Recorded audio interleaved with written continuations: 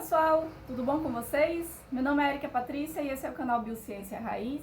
E hoje nós vamos entender quais as diferenças básicas entre os sintomas dessas três doenças causadas por esse inseto aqui, ó, por esse mosquitinho. Dengue, chikungunya e zika. Então, não sai daí, roda a vinheta.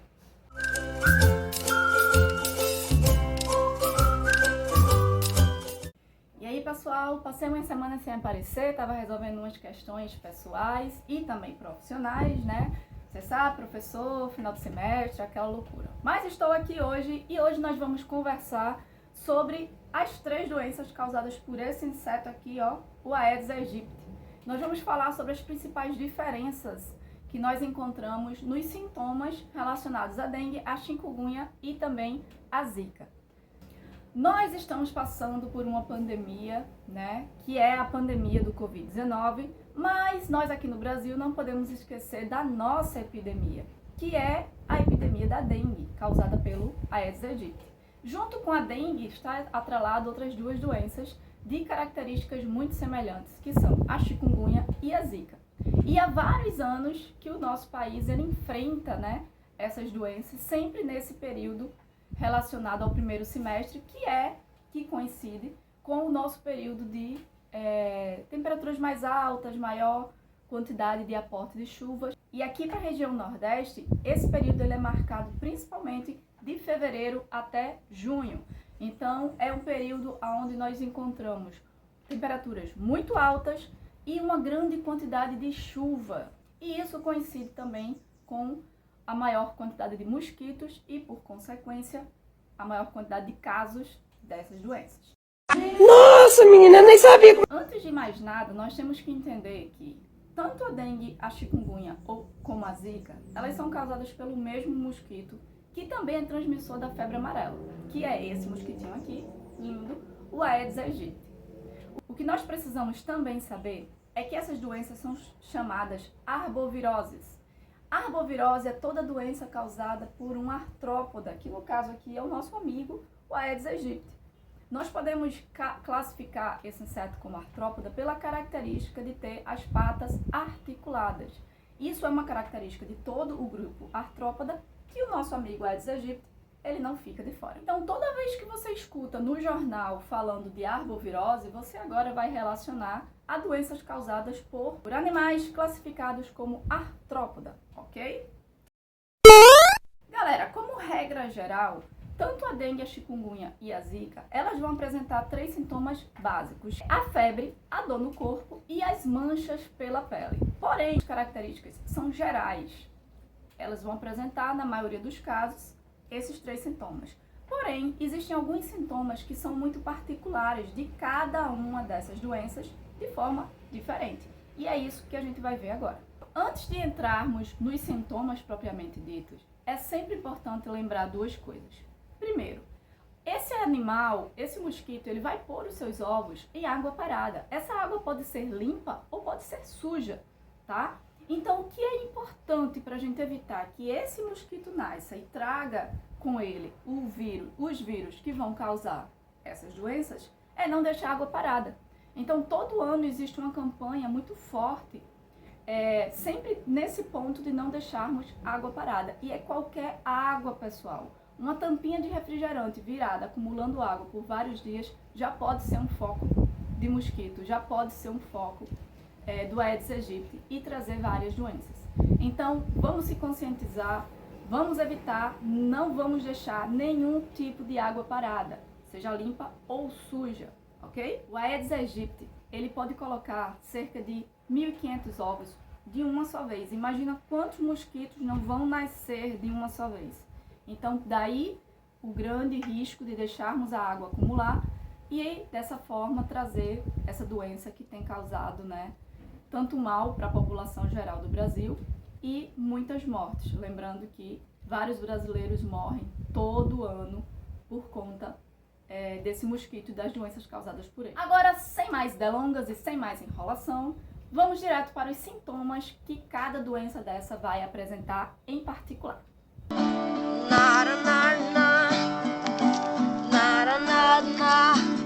Pessoal, em relação à dengue, essa doença é causada por um vírus do gênero Flavivírus.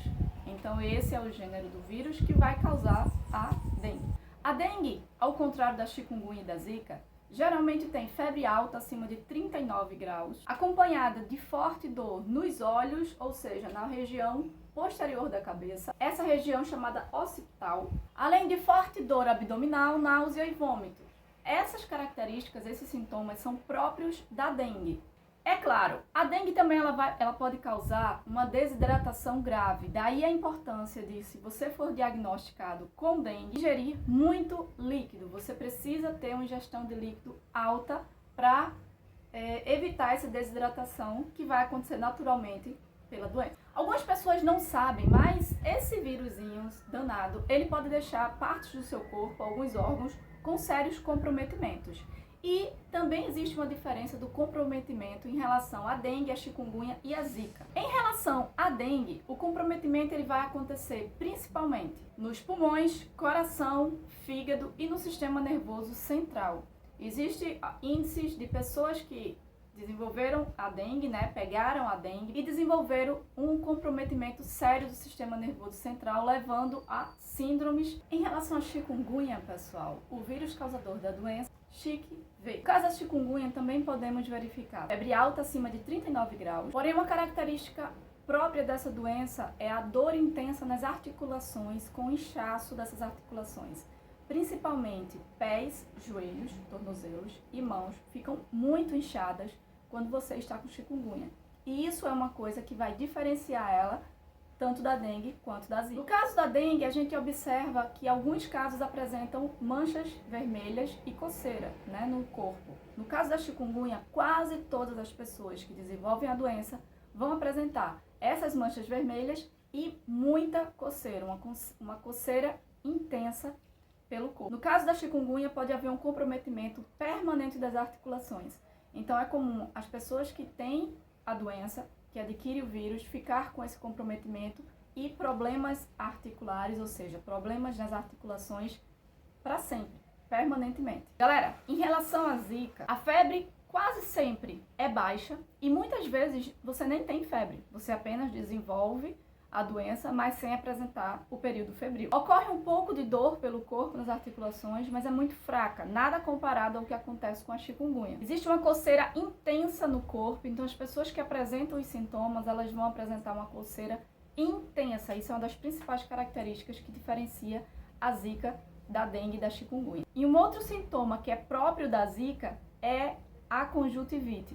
Então, pessoas que desenvolvem a zika, ela vai apresentar não só o corpo coçando, mas também os olhos, devido ao desenvolvimento de uma conjuntivite, os olhos ficando avermelhados e com a conjuntiva inflamada, caracterizando essa doença. Isso é um sintoma próprio da zika. Um risco muito grande que essa doença apresenta é o desenvolvimento de uma síndrome chamada síndrome de Guillain-Barré, que compromete o sistema nervoso central, levando à paralisia quase que total do corpo.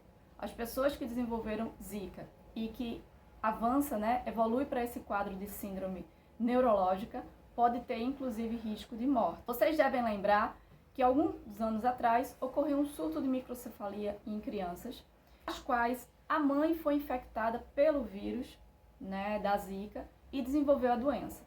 Algumas mães relataram que não apresentaram sintomas. As pessoas que têm a zika, que adquirem o vírus da zika, eles podem não apresentar sintomas, ao contrário da dengue e da chikungunya, que a grande maioria, ou quase todos os casos, têm sintomas, a zika não apresenta. Então, muitas mulheres grávidas podem ser infectadas, não apresentar sintomas, porém, o vírus zika, ela vai desenvolver na criança uma má formação do seu encéfalo, causando a microcefalia. Mais uma vez eu reforço a importância de não deixarmos a água parada, porque a água parada faz com que ocorra o desenvolvimento e o nascimento de novos mosquitos. Nós não podemos deixar o Aedes aegypti nascer. Vou reforçar uma coisa.